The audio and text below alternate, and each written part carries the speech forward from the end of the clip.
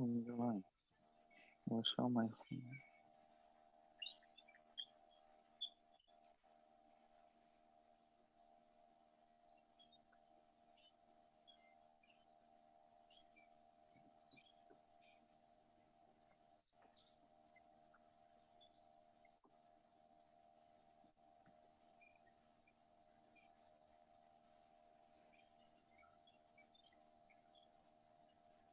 Did you? I don't know.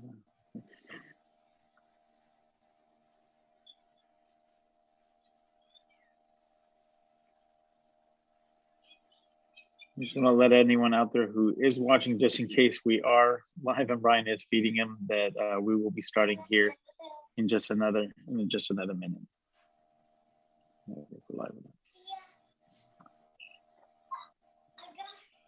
Ladies.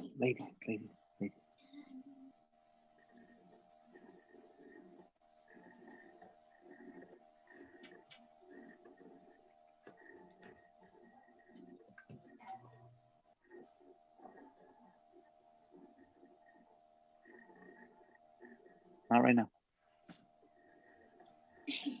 Of course, right when we're ready to go live, that's when they're done with their virtual learning and the kids fled into the space I'm trying to use. Well, we'll see how this works. If I get distracted, folks, at any point, just carry on without me because I will have to be directing traffic and.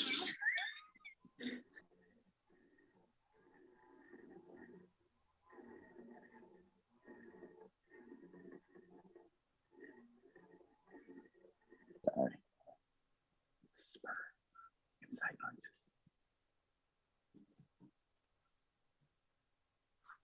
I can buzz on my phone, so.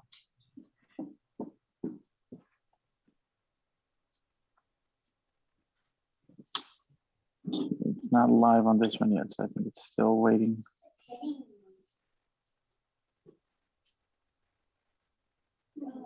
At least the live stream on the YouTube hasn't started yet.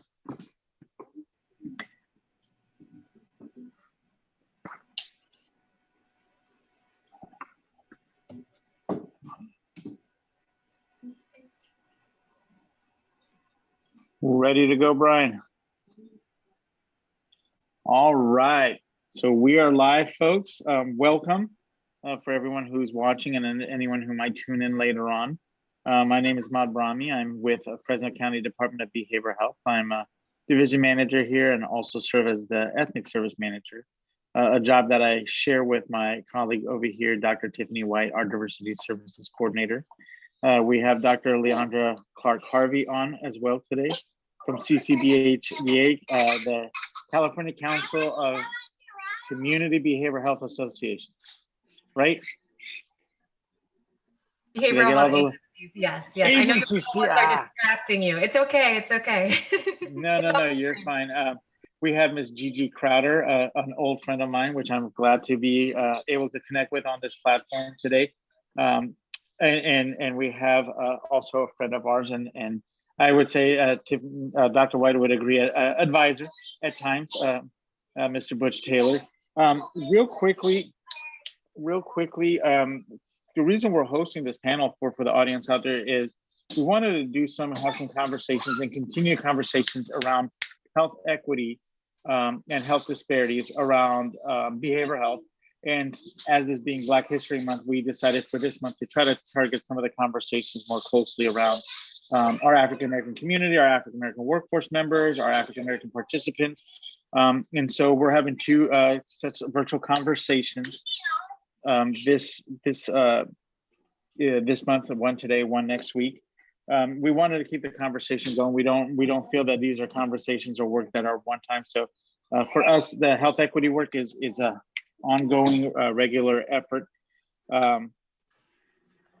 to really increase our understanding and really start making those important vital systems changes and structural changes to how we render and provide behavioral health services. We have a couple of experts with us today that can really speak to both behavioral health in a broad sense, but also being able to speak to today's subject, which is really going to be focused on code switching. We're wanting to touch a little bit on what is code switching, how it has an impact in the workplace, how it impacts our professionals and in our workforce when they're having to deal with that. Hopefully that will then provide some insights for staff, for managers, for organizations, and how they can better create safe spaces to where people are not having to deal with that. And then lastly, we'll hopefully be able to touch a little bit on how code switching also has an impact on those persons that we're serving as well. You know, when their clinician cannot be their authentic self, well, how effective is sometimes that treatment. So I'm not going to do full bios, but I'll go just real quickly. We did introduce our panels, and I'm going to start with Gigi Crowder. Gigi is the executive director for NAMI Contra Costa. She's been involved in this field for a number of years. I know you said that you're celebrating your 30th anniversary of your younger days. I'm not going to put the number out there, Gigi, but just to let folks know that Gigi has been doing this work, and we worked together on a number of things years ago as both ESMs. So she's been in that health equity and health disparity work for a number of years. And I'm just going across this on my guys' screen. So next is Dr. Tiffany White, who I mentioned is our diversity services coordinator for Fresno County Department of Behavioral Health. She's also a licensed clinician. She does a lot of, is a trainer on a lot of subjects around health equity and cultural humility, as well as has a research background and does help us with a lot of our efforts around research. Next, we have on our screen, or at least on my screen, Dr. Leandra Clark Harvey, who is the CEO of CCCBHA. It's probably easier if I just say the whole thing than the acronyms, but Dr. Clark Harvey is a psychologist by training, has been involved with a lot of advocacy work, a lot of legislative work. Hopefully, if you are regularly looking on these types of subjects, you'll come across some of the things that she's done in this past year. COVID, I think you guys have been a part of several kind of virtual panels around legislation and us addressing parity laws and things of that sort. And then we have Butch Taylor, who is a retired clinician and also current vice president, right, Butch, of the national or the State of California Association of Black Social Workers, and is also an active participant on our Cultural Humility Committee, really lobbying and advocating for making sure that we're bringing in that next generation of diverse workforce members into and professionals into our field. So I'm going to go through several questions we'll have, and I'm going to pose that same question for each of you. And then from there, hopefully we'll kind of get the conversation going, but we have a few questions to start us off to keep us kind of focused. And then we're going to broaden up the conversation a little more. And if time allows, we'll also get some questions from the chats. With that said, I'm going to go ahead and start with the first question, and then I'm going to mute myself because you can hear the background noise of they've decided this is the time that they want to destroy the living room with crafts and toys. So the first question, and I'll start with you, Gigi, is what made you go into the behavioral health field, and how did you grow into your current role? Okay. I think it was because I had a really influential counselor when I was in middle school. It was rare. It was an African-American man named Mr. Day. And I spent a lot of time and asked him questions about the field that he was in, and I kind of got intrigued. And then I'm also an individual who have family members who live with mental health challenges. And I knew that there had to be a better way to address their needs than the current. And I'm going to age myself. I remember the visits to Napa that we would take. And I used to always volunteer to go because, hey, it was a long trip. So I got a can of Coke from my mom, which was a treat. But it just never felt like the individuals there were in an environment to heal. And so it was important for me. And then later, I think my assignment from God to get into the mental health field and then start looking at the disparities and lending my voice to reducing those disparities. So that's kind of how I fell into it. And then my studies at Berkeley and allowed me the opportunity to meet some really great individuals that also mentored me. So that was it for me. All right, I'm gonna go to you, Tiffany. How did you what was your path into the behavioral health field, and how have you kind of grown into your current role? I would say that this wasn't planned by any way. I went into college just hoping to be a psychiatrist, just because I felt like I was doing really well in my psych classes. And so it was something where I kind of just connected really well with the behavioral health field. My family very much didn't agree with behavioral health or mental health. I grew up with a very diverse support system, and a lot of the messages that I received was that behavioral health services were basically assimilation services, and they weren't intended for the Black community, the Native American community, just basically people of color and other marginalized groups. And so as I became more involved with the behavioral health community, I received a lot of messages saying that this wasn't for us. And so I think that I grew to want to change that, and change that message of, these can be for us as well. We have our own sources of wellness in our own community. Who says that they have to be the dominant resources, right? So yeah, it's just become an evolution. And Dr. Clark-Harvey, if you can share kind of what got you into that field, and then all the work you've done to get you to your current role and how you're working in the field. Sure. So first of all, thank you. This is a fabulous panel, and I'm so happy that you all are committed to doing this work and putting this on and recognizing Black History Month. I didn't know what I wanted to be when I grew up, but the one thing I did not want to be was a mental health professional. I was very clear on that because my mom was a counselor. She's been one for over 30 years. But the people that she saw in her private practice and some of the hospitals that she worked at, they didn't look like my family. They didn't live in our neighborhood. And so I thought that, similar to what Dr. White said, it just wasn't for us. This was a luxury for people that had resources and means, and most of those people happened to be white. But in undergrad, I took a psychology class, and I really fell in love. As much as I was resisting it, I had to admit to myself that this was really my calling, and that there were opportunities for people that look like me and my family to utilize the help and the services and the strengths of mental health treatment.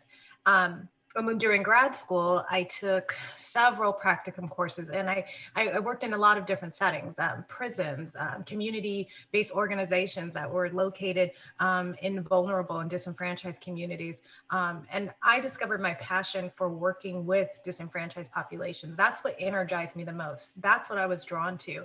And being one of the only Black clinicians at that time in Madison, Wisconsin, I got a ton of referrals, right? And a lot of people that were reaching out and really needed help and wanted a Black therapist.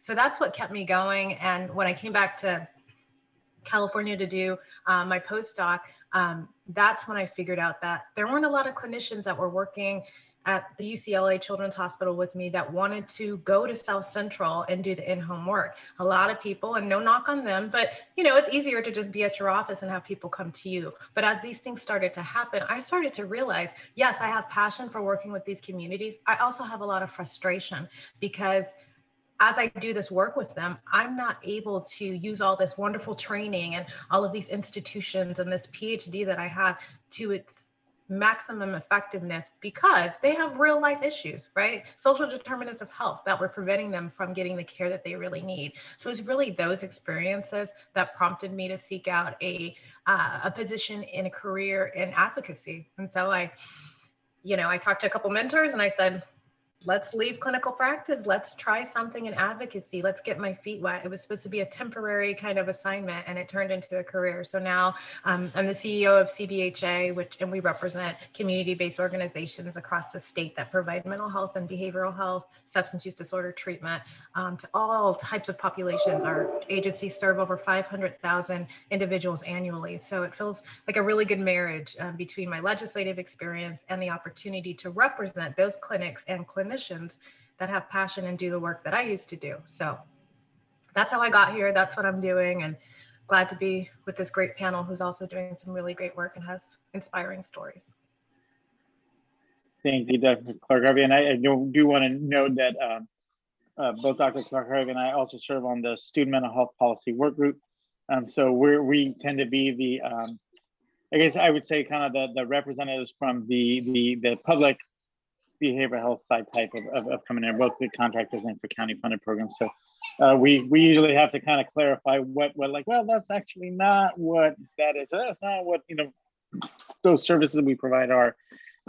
Butch, I see that you are in relaxed mode, sir, and I'm envious of you because I would love to have been doing this outside. So I too could be enjoying a cigar, but I'm going to live vicariously through you right now with that. But if you could share your path, because but you come to this from a different, having been a veteran and then going into the behavioral health field. So can you walk us kind of through how you got into the field and kind of how it got you to how you've basically come to where you're at right now, as far as providing the mentorship and some of those things. Okay. First of all, I got to the field late. I joined the United States Navy in '73 and retired in '94. With my job in the Navy, it had nothing to do with mental health. I was attached to nuclear power submarines. When I got to Fresno, I knew I needed to go to college to get another degree. I worked in a group home right across from City College. And I was just going to go get a drug and alcohol degree when I started. But I was informed that I could not live on that degree and my retirement. 6 years later, I was in mental health. I kind of enjoyed it. It allowed me a lot of freedom. I'm from a family of educated people. I'm third generation college grad. My son and daughter have already graduated, and my 17-year-old grandson is about to go. So we have that push for education. Most of the people in my family are professional. What I found was interesting in this field was all my instructors told me to go out and work with my people, which was interesting because my people all live north of Herndon in Fresno County. So they all have private clinicians. My mother, if you've been in Fresno for at least 60 years, she's a retired judge. My grandmother is a retired judge. My second cousin is a working judge, all in Fresno. We have therapists. We don't have, we in our profession, if we need them. What I had to do for myself was go out and find a community to work in. I worked in the field for 20 years in Merced County in a rural area, and I enjoyed it. I've now retired after 20 years with 2 checks, and I'm on several panels. I'm the vice president of the California Association of Black Social Workers, in charge of 4 groups, Fresno, South Bay, Sacramento, and San Jose. I'm a member of the National. I'm also a member of the Fresno group. I'm currently on 4 panels on Fresno County. I'm on the holistic mental health, juvenile justice mental health, and the cultural diversity. I'm the past president of drug and alcohol. I have my hat in a lot of different dishes. And I kind of enjoy that in retirement life. I'm not really tied down and I can do a lot of work. I like to go into private practice, but I'm kind of restricted to who I want to work with in private practice. I would rather want to work with veterans, but I see there's a lot of need everywhere, which is problematic for me because I can't focus on what I like and I have to do a lot of other things. So that's where I come from. Thank you. Thank you, Butch. And Butch has been one of our great, I would say, champions as far as making sure that with our next round of WET funding that we're really looking at how do we create those pathways and diversifying our workforce using those regional WET grant opportunities. Gigi, I'm going to go to you with the next question, just because I know you're going to have to step away for a press conference for some exciting legislation that you've been advocating and supporting for. So I want to make sure to be able to get you in on this. So I'll start with you on the next question, which is, what does code switching mean for you, and kind of how do you see its application within a behavioral health setting? And I know we talked that this, you're going to bring a different perspective, I think, for code switching than what Dr. White says she probably would bring. Yeah, well, I'll share that I understand why individuals have embraced a survival technique called code switching. I understand why our ancestors who were enslaved in this country needed to have messaging that would not be interpreted by the slave owners. And that's how some of the songs that we celebrate, the music, Wade in the Water and all of those different tunes were messages through music. And so code switching has been definitely a part of our culture around survival, but uplift teachable moments. And so I kind of made a vow to myself and got reinforced when I heard Cicely Tyson talk about what role she would or would not take at her many honorings. I just decided early on that when I bite my tongue, I taste my own blood, and that didn't make sense for me. And so I decided, because I'm a person who has a strong faith practice, that most of the work I do is done guided by God. And so therefore, I'm not making mistakes because I'm listening and praying about it and then stepping into the areas. And I have a very courageous approach to doing this because I look at our history as African Americans. And by the way, I did want to share, in addition to this being African American Heritage Month, it's African American Mental Health Awareness Week as well, February 14th through the 20th. So this is a perfect time for you to be holding this event.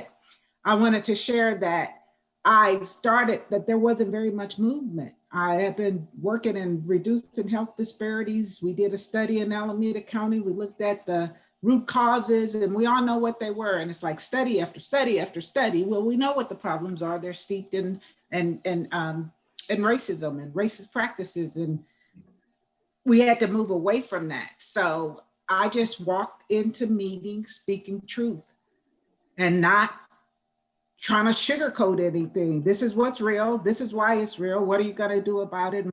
Is that if you really are committed to doing anything about it, you're going to have to use your privilege for good. And then I saw that people were very uncomfortable with that. The individuals who make the decisions can we have maybe in the county I'm currently working in, Contra Costa County, we have like 4 different committees all addressing racial equity for those who are incarcerated. We know that in the behavioral health field, if you're African American and more Latinx, but if you're African American and male, for sure, you're usually gonna get your diagnosis 6 to 7 years later than the general population.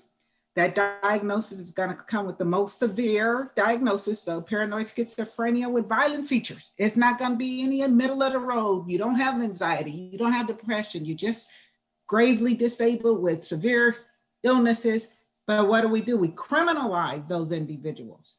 So I just don't have a whole lot of patience for having committees and having conversations about how to fix things and then look at how it's working. And you see it's worse than when you started meeting every 2 weeks or twice a month to talk about the issue.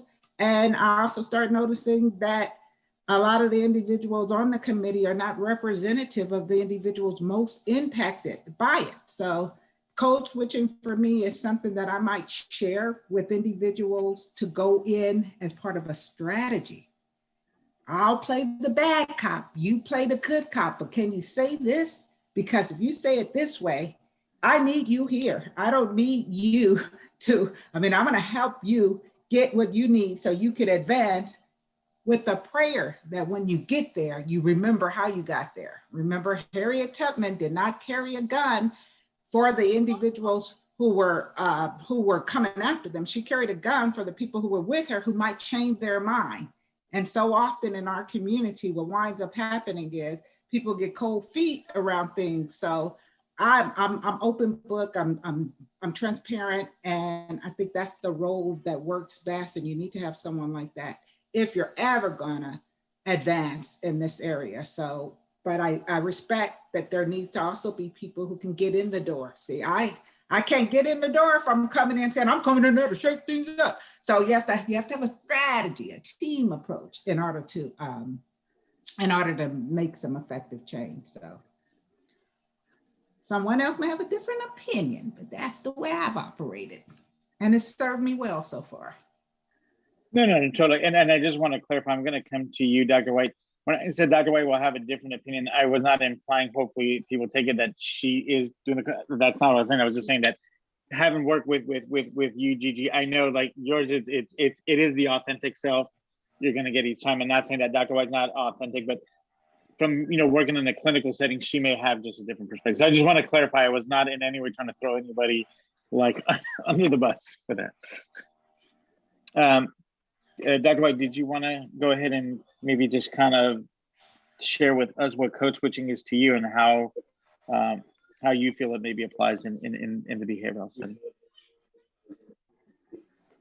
I would say that code switching to me is the ability to acculturate or even just adapt the messaging and communication that we use based on who we're talking to. And so I would say for me personally, in my experience, I grew up in a predominantly white, I grew up in Kings County in Hanford, California. And so everyone around me was predominantly white. And so I learned very early on that I wasn't going to be able to connect in the same ways that I did with my cousins at home. And so I got really good. The pro of that is that I got really good messages that I'm communicating with, right? And so I would go home and watch soul food, and none of my friends at school knew what soul food was. Like, what's that? You know? And so learned to get really good at that. And then as I became a behavioral health professional, I would say like I began in this field at 24. And so a lot of times I would have individuals that I work with and their families just like, what do you know? I originally worked with kids, right? And so everyone's first question is, do you have kids of your own? Like, how can you help us is the messaging that I got, right? And so I had to adapt and say like, although I don't have kids of my own, you know, I grew up with foster siblings. I have nieces and nephews who I've taken care of my whole life. And so again, my ability to connect with them was different, right? And so I would say as a professional, as a young professional in this field, I noticed that since I've gotten my doctorate degree, I, like Gigi said, I can be a little bit more authentic myself because of that whole, those letters behind my name, right? But I do have the same strategy in that I will go in maybe a certain way and not as hard and fast. Whereas once I'm in already, all right, like we're going to get the genuine Tiffany now, you know, just because I think that I have to, as a young professional, as a young Black professional woman, I think that there are maybe even just like unconsciously a lot of stereotypes or biases that I'm trying to combat in my head. And so I'm very aware of that now as a professional of like, that's not your job. You know, you can be angry if you're angry about something. Those messages are not, or they're telling you something, right? You're allowed to be angry. And so me, I have to do some extra work in being the genuine version of myself. And so I think that talking about that in clinical sessions with people who look like myself are something that are unique to Black individuals. Like I can understand that experience. And so the person who I'm working with, they feel a little bit more comfortable because they don't have to explain what that's like, you know, and the impact of code switching in their everyday life. And I would say throughout my professional career here and in my work at the Department of Behavioral Health, both my role, I'm the diversity services coordinator, so I'm expected on some levels to be culturally responsive. And so I get to be the genuine version of myself, and I don't have to worry about that. I get messages from my leadership is they want me to come hard, you know. And so in my previous roles, I haven't always had that experience. And so I know what it's like to have to feel there's some pressure to code switch. You know, I want you to, I think it was 2019 where California created a law that made illegal discrimination for wearing our natural hair in the workplace, right? And so the fact that we need a law that against discriminating against me for the hair that grows naturally out of my head is something to be said, right? But I think that a lot of times there are expectations in all of our messaging, even how we present ourselves in the workplace. And so I have conversations all the time with my mom about when I was younger, especially, you know, should I wear a weave? Should I straighten my hair? I really want to do these twists and these braids because that works for me the best, you know, but it's like, what messages are going to be received if I go on my first day into the workplace or even on my interview? And so I think that code switching in some way is unique to the Black community, but I can only speak from my experience in that, so. Thank you, Tiffany. So along those same lines, Dr. Clark-Harvey, as far as, you know, how do you interpret or view code switching? And you know, have you felt at times pressure within the behavioral health world to kind of, do that code switching, like you said, working at UCH Children's Hospital, like, hey, nobody wants to go into like, so how do you kind of navigate those things? So if you could share a little bit of your experience and take on that. Well, first I want to say I really appreciate the authenticity of the prior speakers and their sharing their personal story. And I feel like I can relate to so much of what you've said in so many different ways. To your question about feeling pressure to code switch, I haven't felt pressure necessarily, but I've definitely realized the utility of it. I know how to use it because I have to know how to use it. Unfortunately, that's the reality here. And so how I spoke to my clients, because I mentioned the Black clients wanted a Black therapist, so we would connect, and I just had a steady stream, right? But how I spoke to my clients behind closed doors was different than how I spoke to the judge when I was testifying for them in court, or how I spoke about them and advocated for them at IEP meetings. Now, that was an intentional use of code switching. It was a tool that it's reality I had to use, but I had to use it because, as Dr. White said, there were preconceived notions, stereotypes. I was a young clinician. People didn't start taking me really serious until my hair started to visibly gray. It's always been gray. I'm a hereditary grayer, but it really started to show. And then people kind of stopped asking me the kid question. And as I got older, I got my doctorate, then it was like, okay, well, maybe she kind of knows what she's talking about. But I think that, when you ask about coach switching and what it means, it really, to me, represents a shift in how you present yourself. It's really in my, the way I've conceptualized it, it's putting on a different hat in certain situations. And it does surface a lot in clinical work. I would actually have to be intentional about the conversations I was having with my clients, my Black clients, about differences, because there are so many assumptions even among our culture about sameness. Oh, I want a Black therapist. Now I got a Black therapist. And I'd slow it down and say, okay, yeah, that's great. We're here together. But what does it really mean to you? What assumptions do you have? You're from Wisconsin. I'm from California. You have no idea how I grew up. I don't know how you grew up. Let's talk about that. And people would be like, okay, I thought it was going to be cool because we're together, and it will be cool. But let's be real about our life situations and how that intersects and what that means, right? So in a way, it was good modeling for them to be able to have those same conversations with other people and really analyze and look at that. But I think the real question here is, why do we have to code switch? We know what it is, but why do we have to do it? And the truth is, we have to do it because of stereotypes. But the result of that is mental strain. And when Tiffany talked about being the genuine Tiffany, that's a mental strain to have to go back between this hat and talk at home this way and talk other places this way. Yeah, we've all mastered it, know how to do it, know how to work that. However, there's a cost to that that's not often talked about. We pay attention to our clients. We pay attention to vulnerable populations that we care about for and we're passionate about for and we advocate for. But what we don't pay enough attention to are the few Black providers and their experiences and how all this adds up and impacts us mentally. Now, I'm not trying to paint a picture and say, feel sorry for me and the folks on this panel, because we have been privileged to be in these positions and to be able to know how to utilize these skills to advocate for people. That in itself is a privilege. At the same time, it's sad that we have to do that.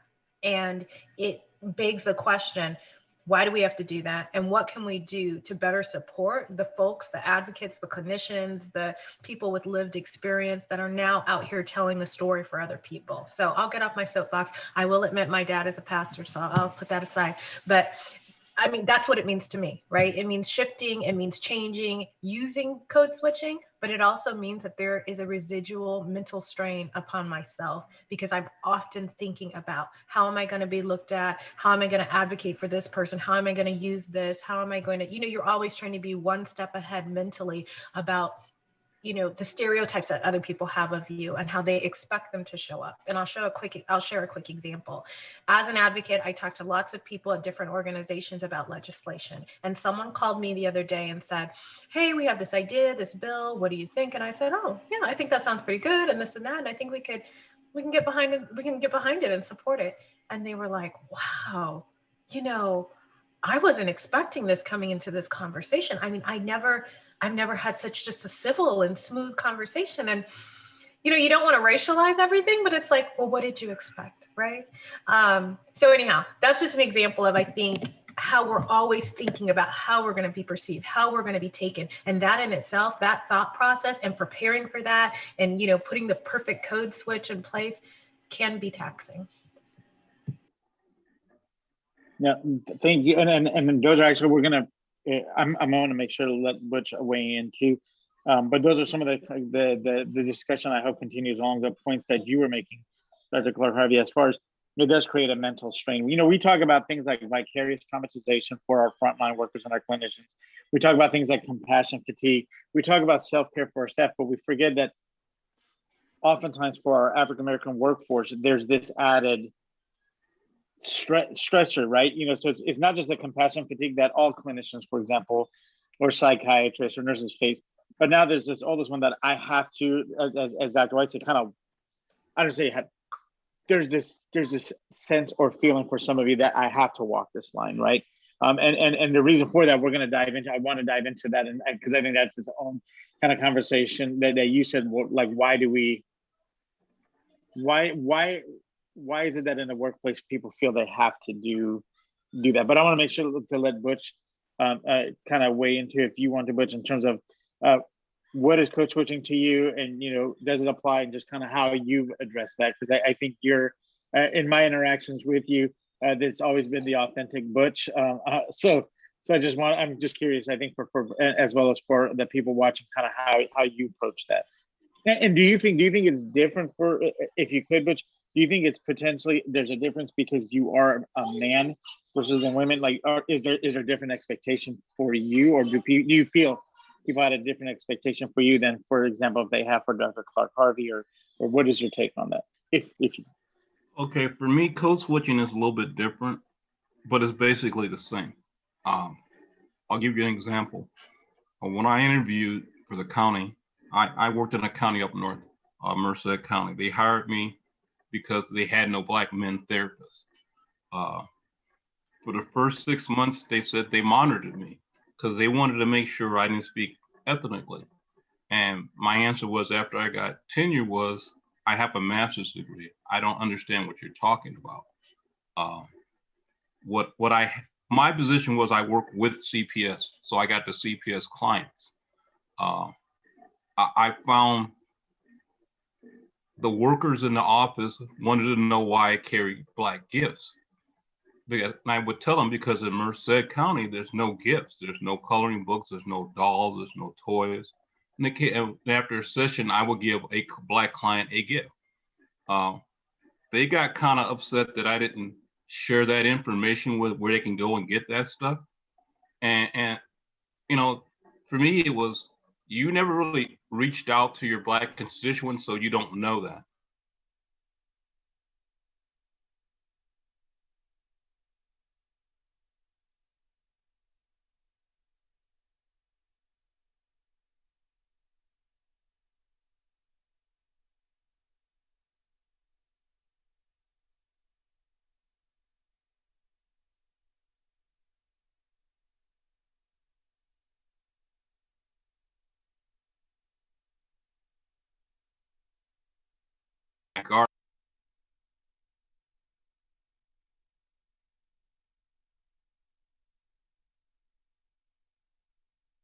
Mental health, because I want to guard my time. I'm in a position now that I can work with a lot of different agencies, and so I work with the ones I wish to work with, the ones that I feel are authentic. I'm not on the panels that I don't consider authentic, and I work with a lot of people in the communities, but a lot of that comes from my upbringing. My mother taught me to be authentic. My mother taught me the codes, but my mother was a judge, and she had to jump through a lot of hoops as a black woman in the legal field in the state of California to get where she got. And she told me along the way, you have to play the game. You have to understand the rules. You have to understand how to speak the language. I interview differently than when I'm at a meeting. I'm very quiet at most meetings until you ask me a question, which scares people. I'm very knowledgeable of the subject. I really don't have to talk. I understand where you're coming from when you say something. and then I speak to the subject matter. I can tell you that a couple of panels, one lady asked me, how come you only speak to Black issues? Well, my answer is I'm here for the Black people right now, but I can work with anybody. I understand what my job is, and I understand what my scope of practice is. And it's different on an everyday basis for me. I understand, it's like I'm speaking a different language sometimes. When somebody comes to you and asks you a question. For me, it helps that I have a big support system.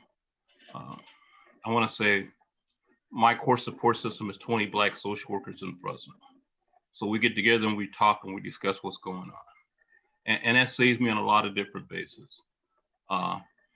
There's not a lot of Black men therapists in Fresno. So I have some of them outside the area that I have to go talk to.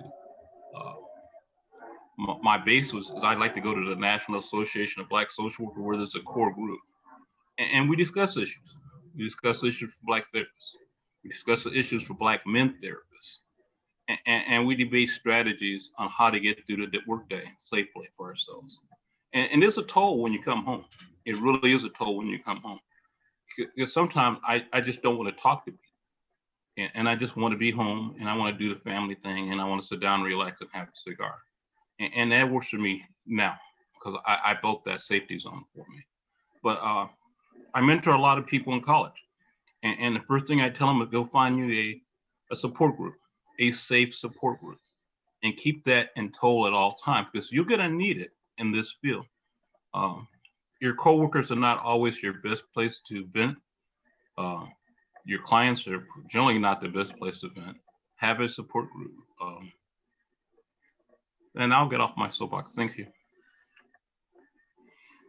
No, thank you, Butch, for that. And I think you kind of segued us into I think kind of the next discussion where you were talking about the importance for you to have a support group and have a support group that really is not just professionally there, but that can have and relate to the issues you said. And so I want to kind of pick up the conversation from that point. And Dr. Clark-Harvey, you even talked a little bit about, again, the mental strain, the emotional strain that it is of kind of, living in these two worlds. So at this point, if I want to open it up to maybe if you guys any of you want to dive a little more into that. And I know even Dr. White can talk about to some of the stuff that she's been organizing here at Fresno County DBH as far as some support group. But so I guess to kind of frame the question, like, oh, Gigi, go ahead if you're ready to go jump on it.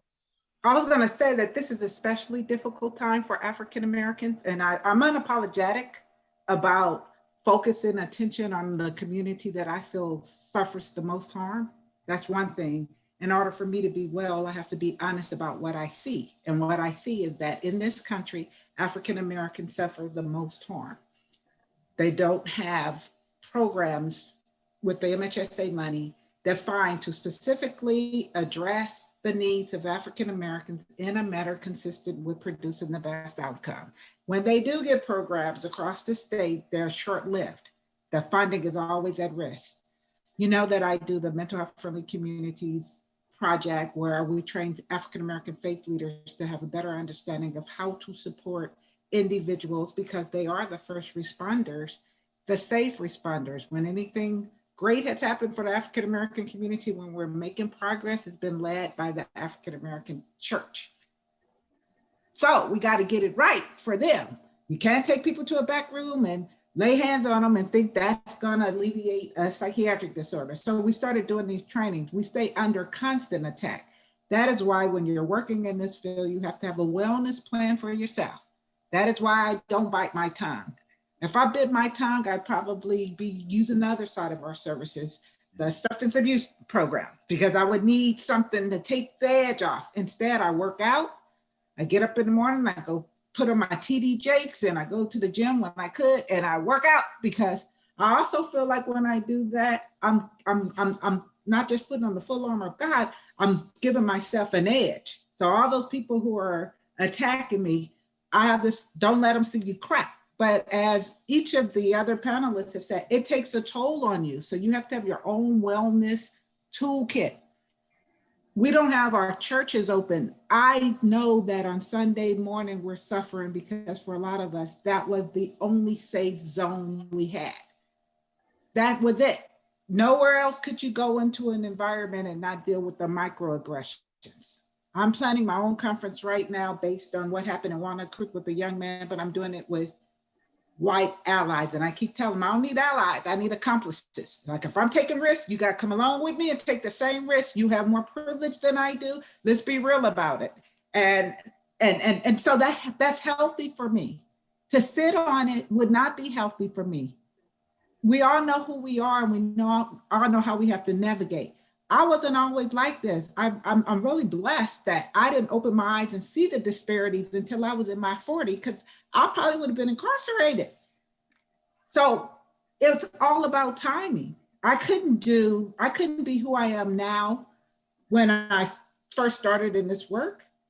I had to build up a strong support system. I had to understand how important my faith was. I had to understand how important it was for me not to indulge in other activities that other people can. When I was given this mantle and this was clearly my assignment, I had to then put around me all the protective factors. And so that's why I say right now, music, connecting with my girlfriend is going to be much more helpful for me than sitting across the table from an individual not connected to my culture, telling me, Gigi, you're all right, pat yourself on the back when I know all these issues I got. So my girlfriends will keep it real with me, allow me to heal. I can read, I can eat right, I can do all those things to stay shored up. But guess what? No one can do this forever. We're always looking for younger people to carry the mantle, because if you continue doing this, it's not healthy for you. It won't, I got, pretty much lost my job in Alameda County for being who I am, went to NAMI in Contra Costa County and was allowed to do more services for African Americans than I could in my paid job with the county system. It doesn't make sense. And when we start trying to make sense out of it is when our hair starts falling out. We start having health related issues. It doesn't make sense. It's not going to make sense. So we just have to find something that works for us, align ourselves with like-minded people who also understand this, that we can vent with and share with, and then keep on going because we're doing it. We made a decision to do this for our people unapologetically.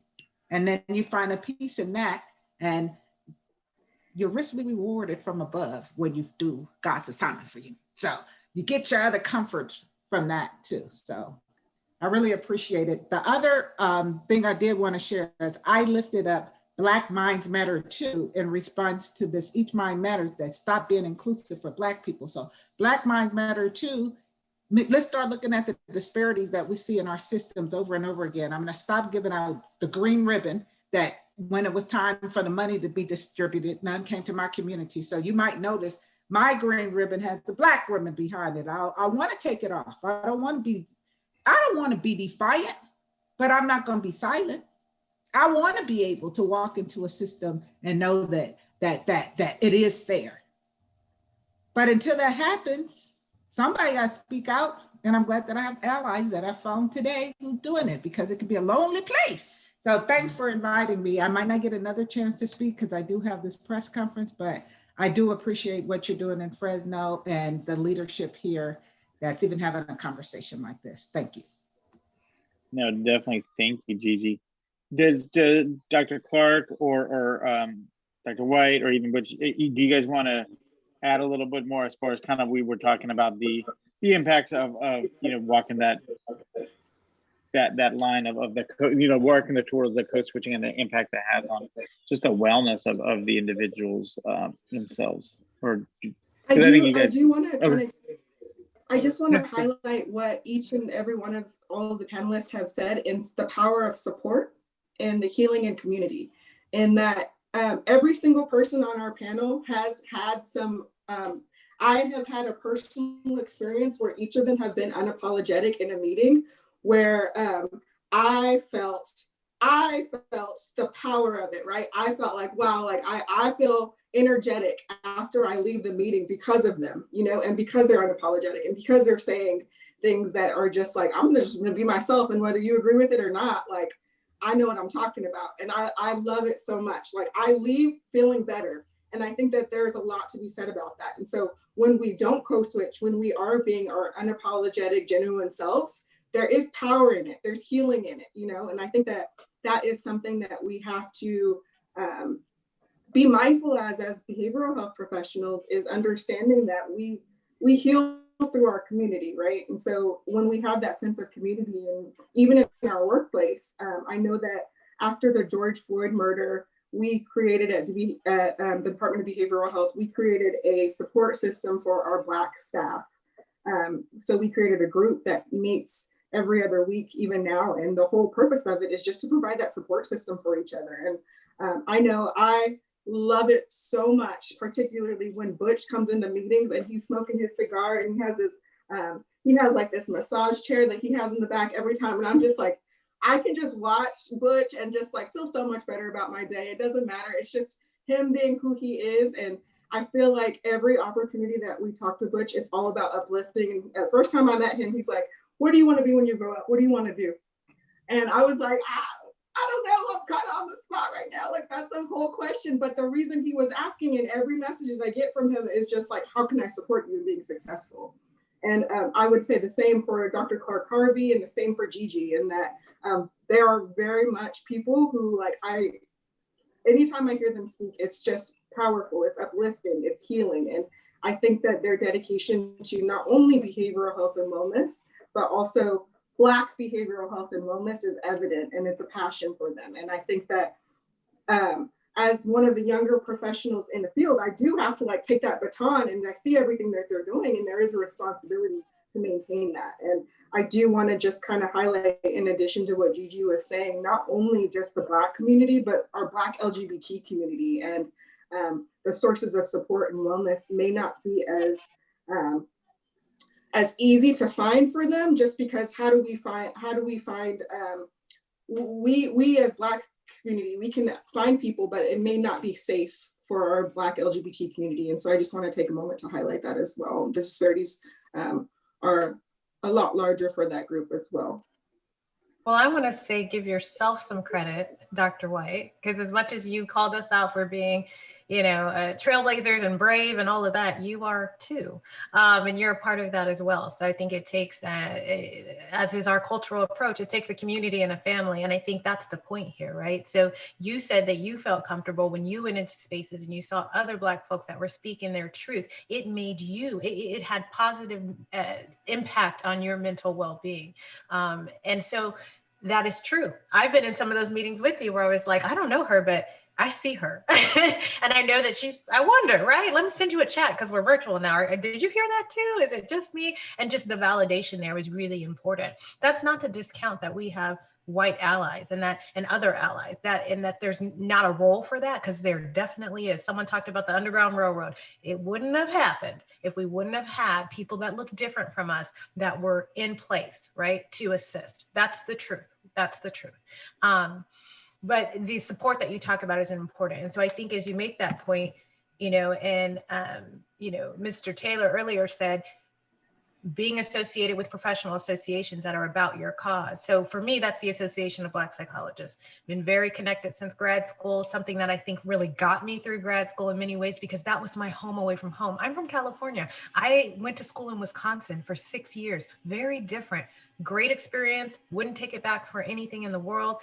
Clearly, I'm back in California now, but I learned a lot there. But being able to have a supportive community of Black professionals who had walked that path before me and were reaching back and paying it forward so that I could be successful, so that I could sit here and have this talk amongst all these experts today, that was really helpful. That in itself is a privilege. So I think that I just wanted to, highlight that again, because that is so, so important, whether it's a professional association or it's like Ms. Crowder said, your girlfriends, your church, right? So I mentioned earlier, my father's a pastor. And so in many ways, he's a lay counselor, right? He doesn't have a degree in counseling or therapy or anything like that, but that is where people go to often because that's where they're comfortable. The Black church has played an incredible role in our history, and we cannot discount that. No, it's not enough to pray and lay hands, right? But there's also opportunities for us to educate churches and community leaders about how to make appropriate referrals, right? So I won't get into it too much, but I did just want to say, Dr. White, give yourself some credit because you're doing the work too.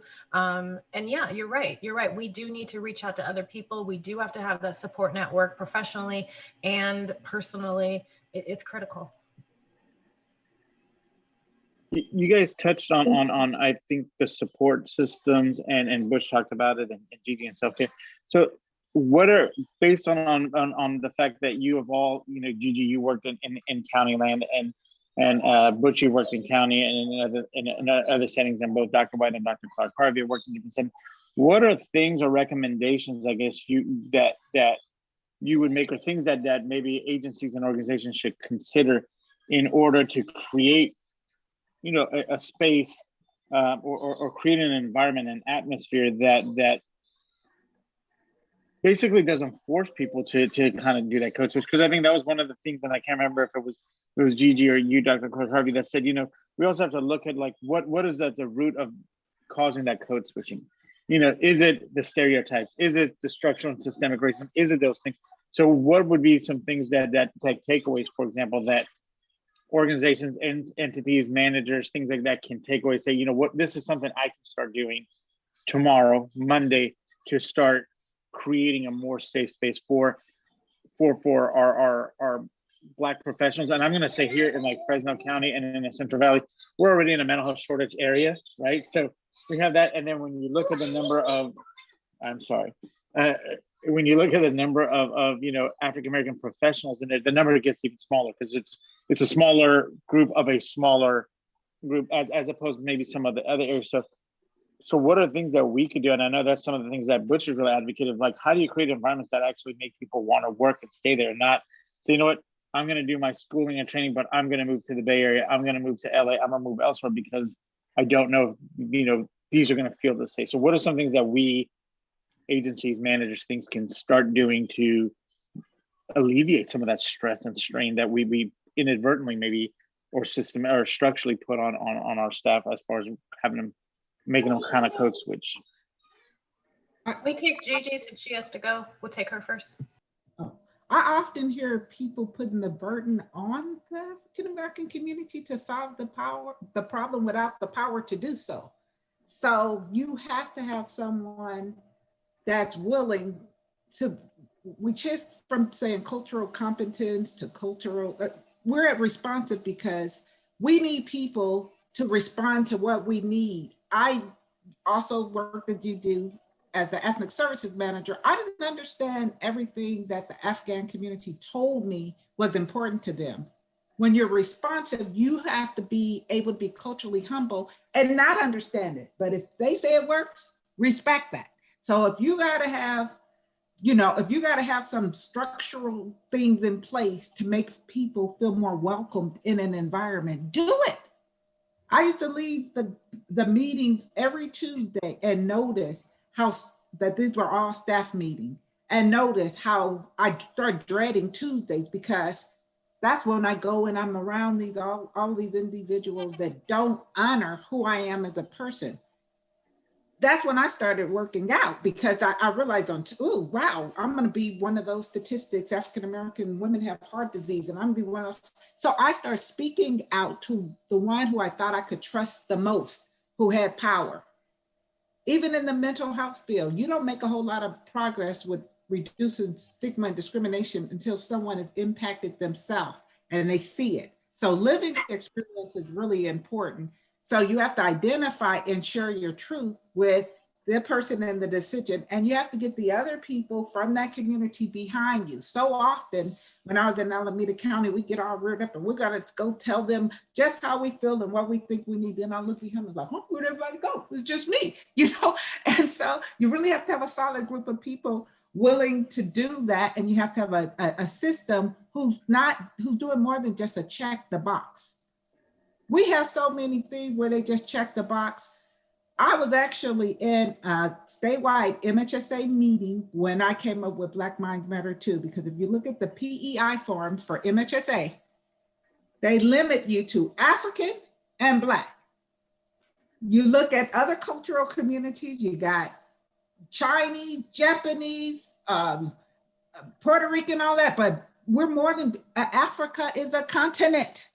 So that means they have countries in there like Nigeria, Kenya, you know, that's where you have to start pushing back and saying, just ask in my community to fill out the PEI form after a conference. I tell them, don't fill it out if it makes you feel uncomfortable. Because I'm not going to be a part of a system that hurts people. And we just won't have that area filled out. Assume, because it was the type of conference it was mostly Black people.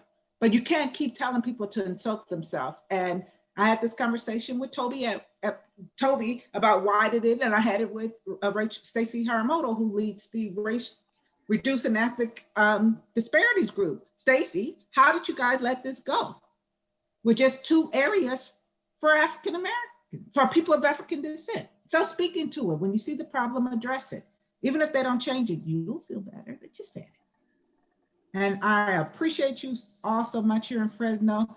Anytime you need me to show up and support an effort, my mortgages are paid off now, so I don't have to worry about consequences as much. And so I will be there for you. Thank you so much.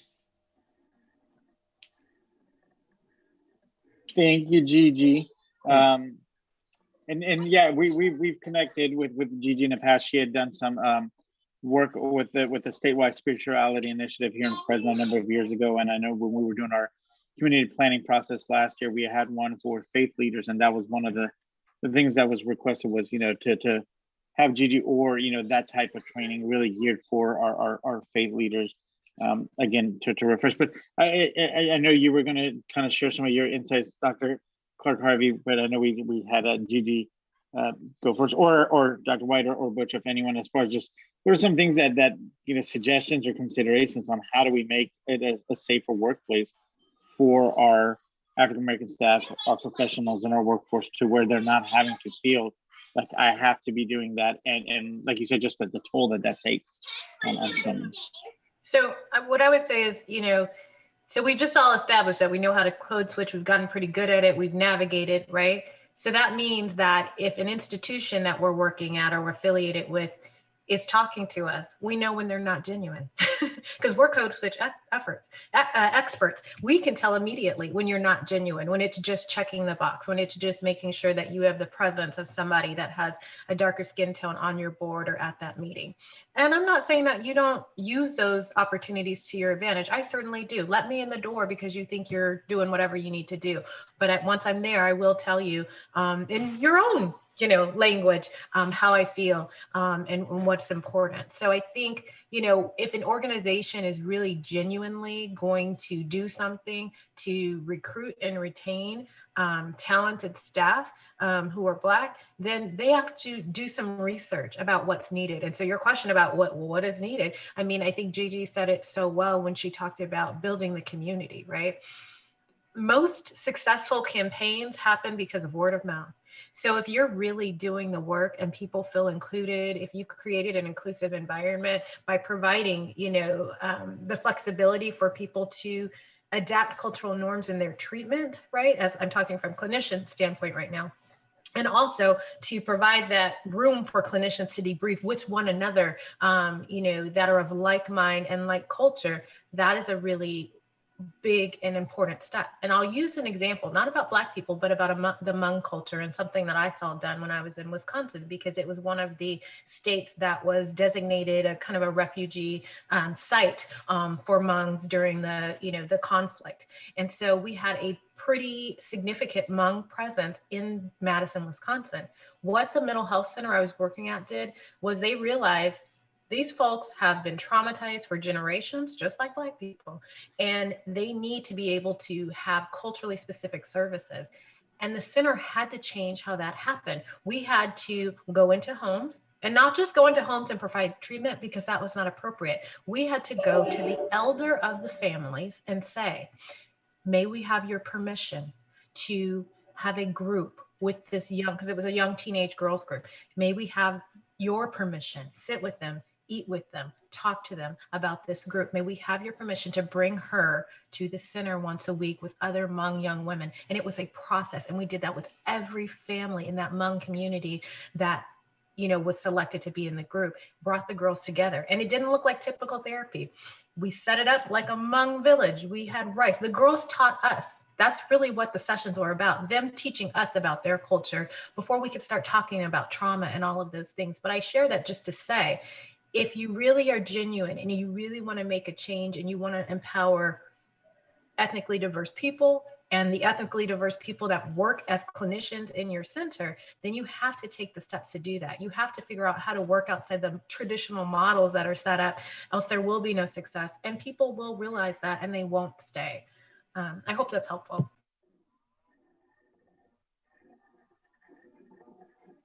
No, absolutely, absolutely. And I think the points that you guys are making on the call, sorry, I'm getting distracted with little ones doing stuff. My apologies. This is the Zoom life. Zoom life. That's going to be my hashtag. You guys have kind of touched on even some of the other things as far as really needing to engage the community and understanding those things. Tiffany, Dr. White, do you have anything, or Butch, anything that you guys want to share along those lines? I think those are really great examples there, Dr. Harvey. That's not just in terms of African Americans, but when we're talking about any of our underserved communities, really it needs to start at that community level and be informed by the community versus, I think what has been traditionally the approach, it's, well, let me go tell you what you need. And that really doesn't work. And that's really the way that we're trying to frame some of our work around innovation project to fund some of our local CRDPs, is that these CRDPs came from the community, they were community driven. It makes more sense for us to work with those CRDPs and say, okay, so how can we partner up and keep, moving this forward? And I think to what Gigi said, oftentimes our population specific programs tend to have these limited funding. And that might be an example of those CRDPs, but work that we're trying to do is it's kind of the opposite of going in and saying, okay, here what we're going to do, but saying, look, if we want to get it to align this way, what do we do together? Where does it work? So I think it's really that example with the Hmong community. I think is a classic example of cultural humility, right? Of truly going in and saying like, okay, tell us what is needed. Help us understand better. Versus, do you have trauma? I know how to treat it. Here's how we're going to do it. Butch, Dr. White. I would just add that what Dr. Clark Harvey and Gigi both said, in that ally is a trendy buzzword without action behind it. And so what we really need is accomplices, and there are no keys for being an ally. The reward for everyone is equity. And we really want to be able to provide a system in which we expect everyone to focus on wellness. And so I would say one of the things that we can do is we have said in when you hear or experience microaggressions, disrupt it. And it doesn't have to be people of color, just around everyone. And then I would say making sure that we have systems that foster our Black professionals, even their success.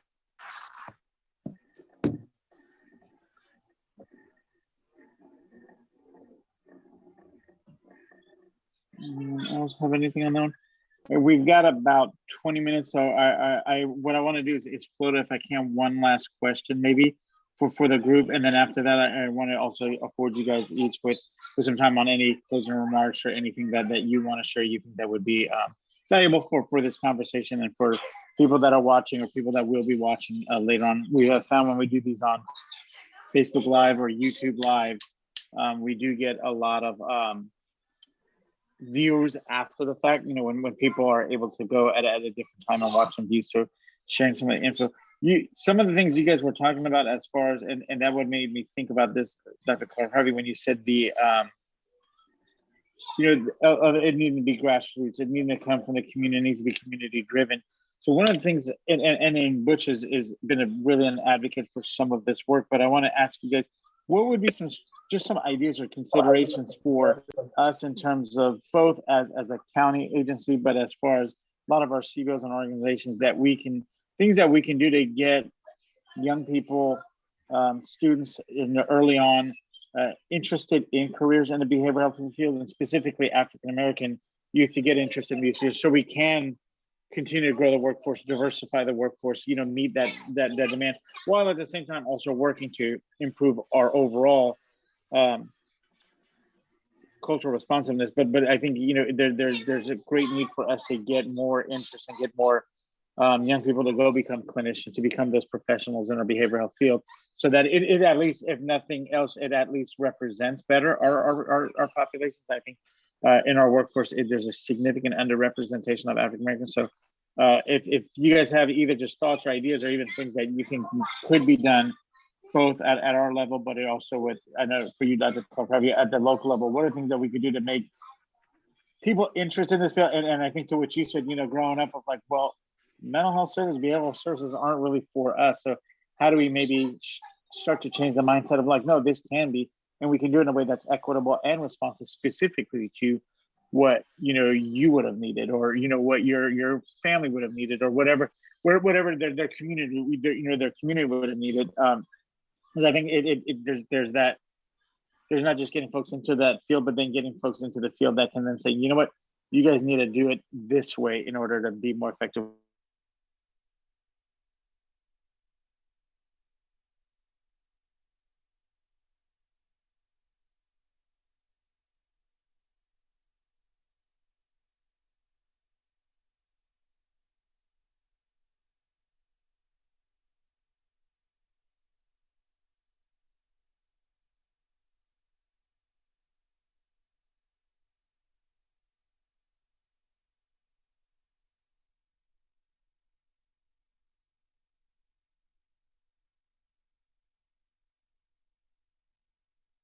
Two months.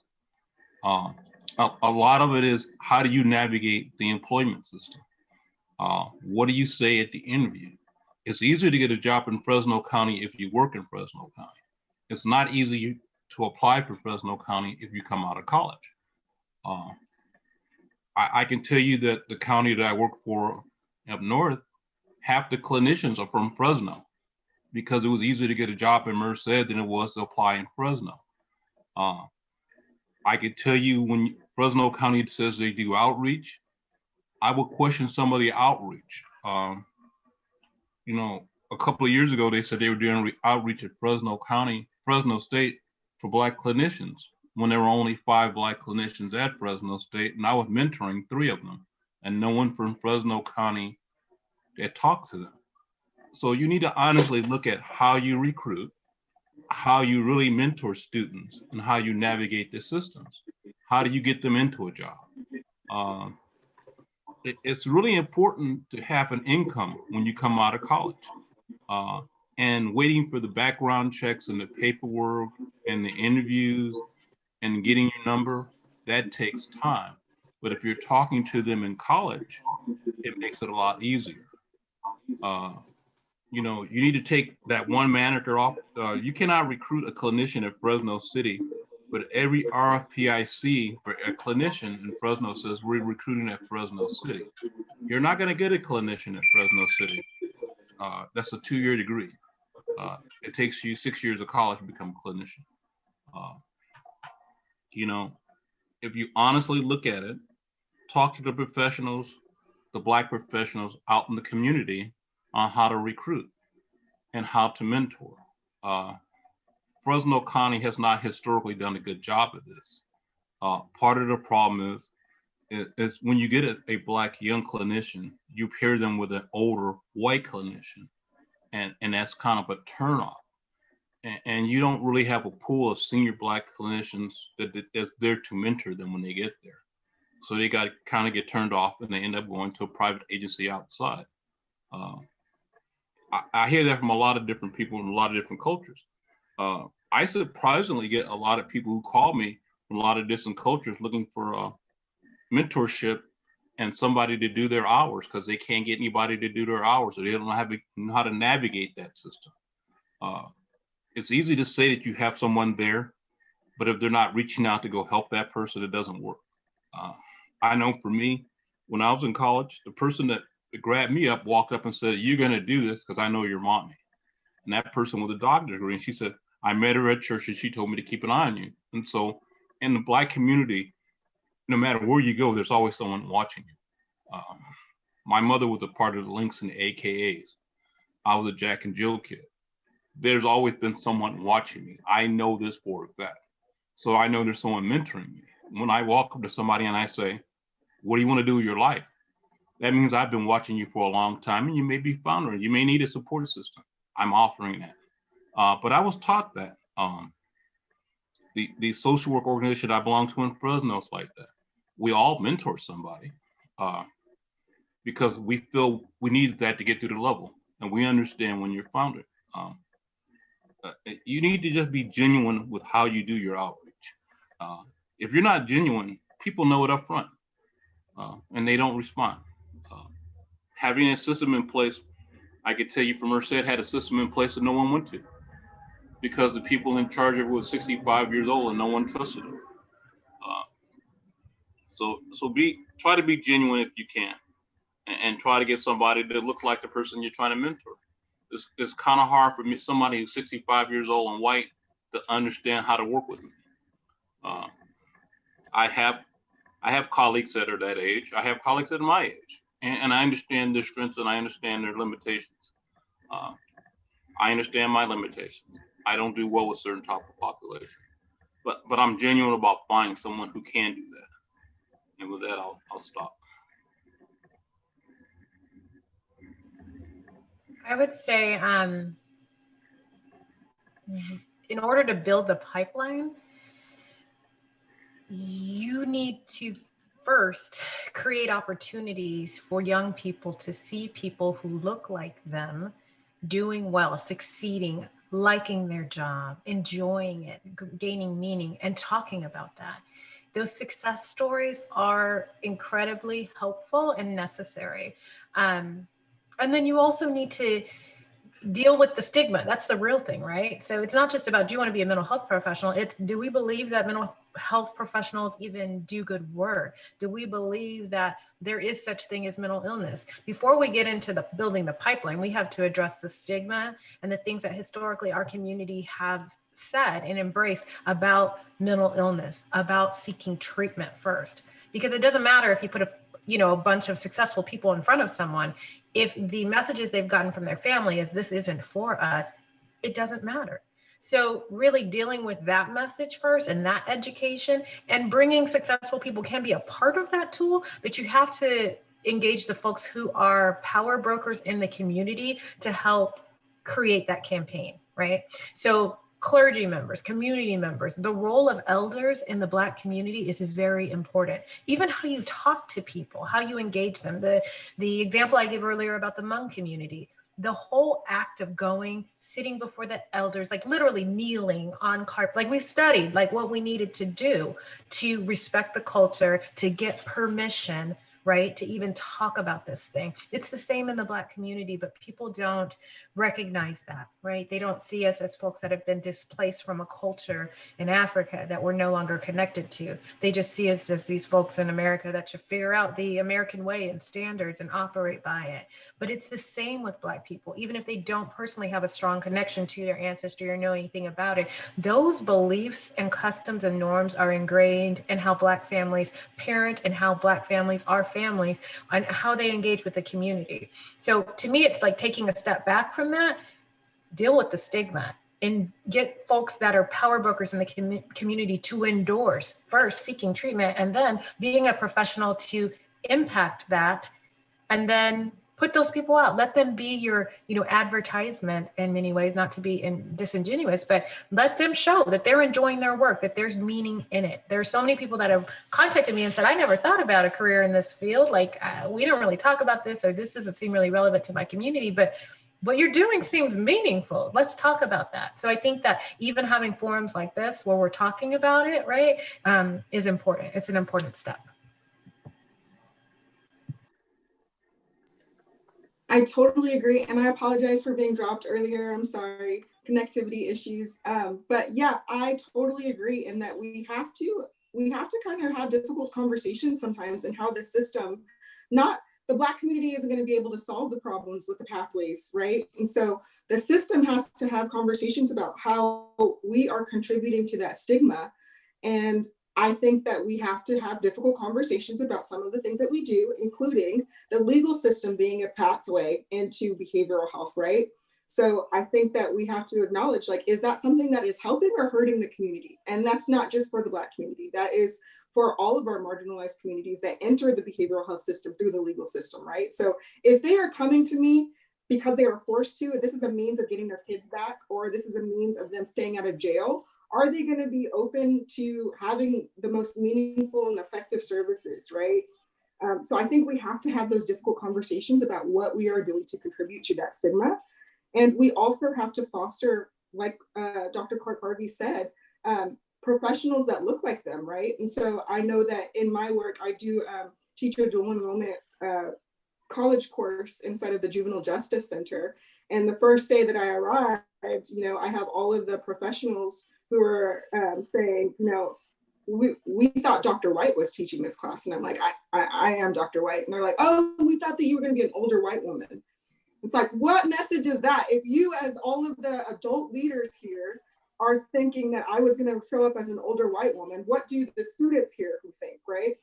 And so just having those connections with me, and I think that having those conversations with them and them saying, like, not only have I never ever had a Black teacher, but I've never ever had, I didn't even know Black therapist exists, right? And so they're telling me that they feel more comfortable talking to me about things that they wouldn't with their teachers, and they wouldn't because they wouldn't understand their experience, right?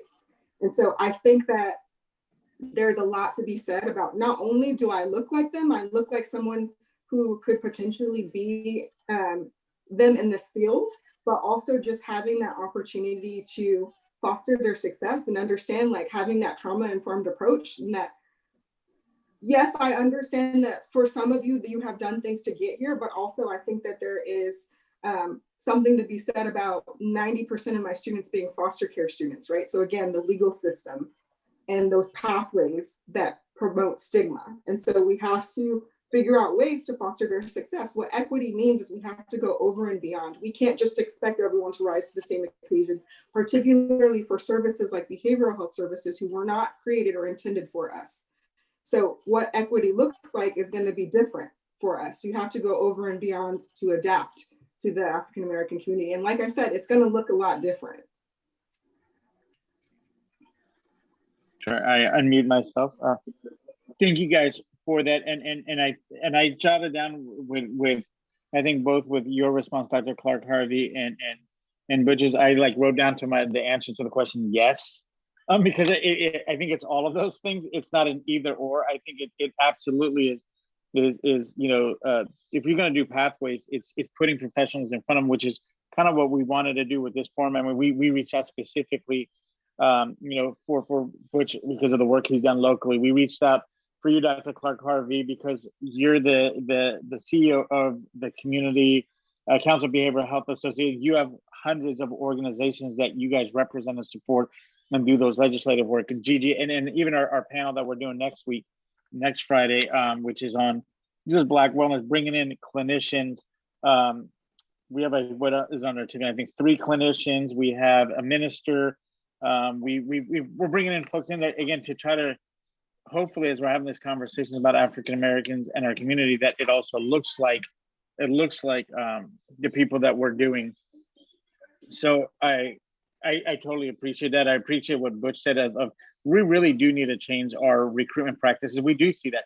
We do see people that come here, go to school, and are, when they're done with school, they're gone, or like Butch said, they're going to work in a different county. Because the process takes too long. So I think that's why I said yes to your guys' response, because it's like all of the above. It's not one or the other. I think we have to do all those, and hopefully the people out there listening will be excited to know that other than like the regional workforce education and training efforts that we're trying to do, Dr. White, and the reason I didn't include Dr. White when I was referencing you two is her and I have these conversations probably like every other day. We probably talk at least once a day, if not every other day, and it's all around, things as far as our health disparities and health equity. What about this?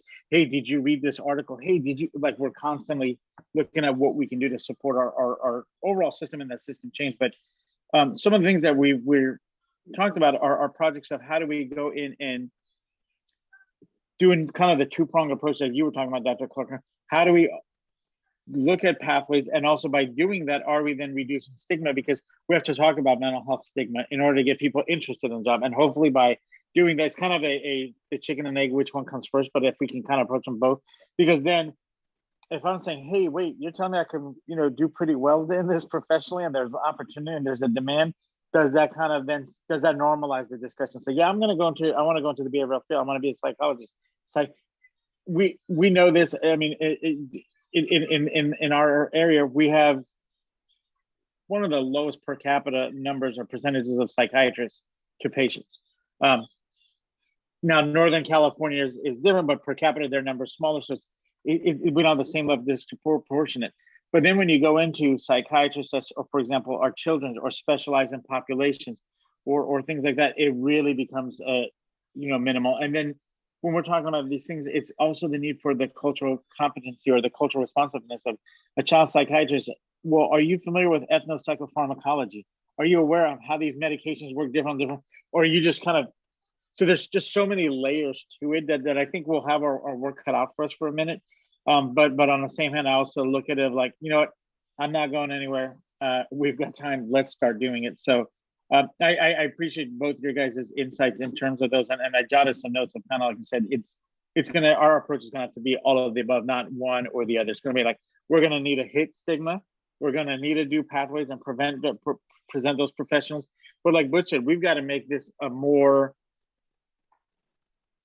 make it more easy to navigate. I'm not putting anything that's not out there. And my job is not as a clinician, but from the process from when I applied to like when I started with Fresno County was almost half a year. The process, and it's just, there's bureaucracies in there, but just because there's a bureaucracy doesn't mean we don't go back and look at, okay, but how can we improve that? How can we streamline that? How can we do those things? And to what Bush said, how do we prepare students ahead of time? Say, hey, this is going to take a minute. Start applying now. Start looking at it this way. What are things that we can do to help people navigate? Because we do lose a lot of times great, talented clinicians to areas outside of, here in the Central Valley or in Fresno. So that was way more long-winded than I wanted it to be. So I totally apologize.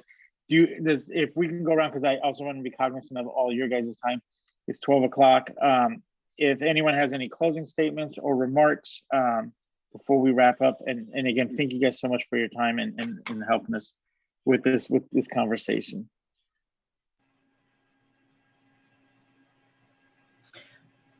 I'll just say thank you. Thank you for including me today. Thank you for hearing my voice. Thank you for providing space for us to talk about these very important issues. The topic was code switching, but it obviously is connected to so many other important issues: workforce, stigma, the reality of being a Black person in a professional field, and the toll that this can take. And also the responsibility of organizations to do what's right. Do what's right to promote and to create spaces for Black staff to thrive and succeed, as well as promoting flexibility in how they see treatment, right? So flexibility in allowing people and staff to do what's culturally appropriate for the clients that they see and know. So I think this has a potential to be a really wonderful series of conversations. I want to commend you for, again, giving us the space. Thank you. Thank you. I appreciate it.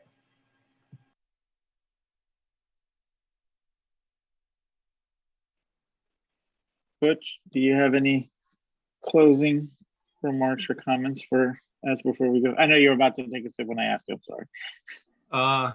No, I was getting an email from my support system to go get a vaccination shot. If anybody needs one, Gaston Middle School is giving out, and they have extras left over. As I said, my support system calls me all the time.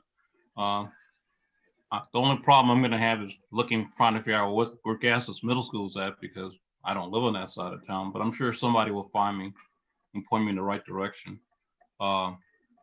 Stay safe out there. Everybody, stay safe out there. Find a support system that works for you and mentor somebody.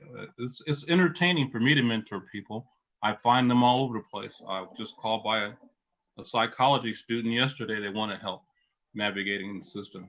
Our opinion matters in the community, whether we know it or don't know it. People want to thrive.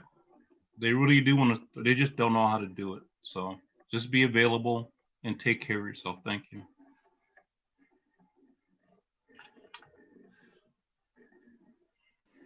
Thank you both so much for coming. I know, again, I feel energetic after this, and I am so grateful to hear all of you speak and just hear your words of wisdom, and I appreciate you so much. I'm definitely gonna go and listen to some music. I want to just highlight and ask everyone to consider joining our next panel discussion next week.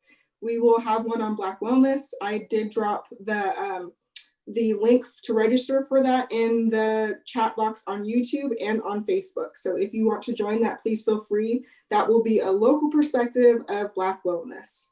So feel free to join. Again, I appreciate you both so much for coming. I appreciate Gigi for being here.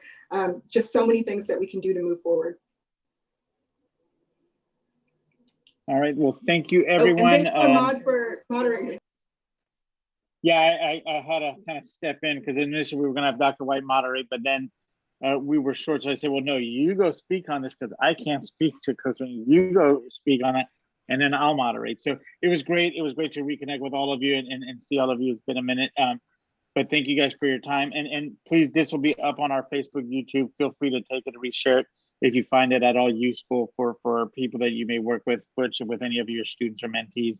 And Dr. Clark Harvey, if this is useful for anyone, please by all means share it. But thank you guys for all the work you do, and enjoy your weekend. Bye-bye. Thank you.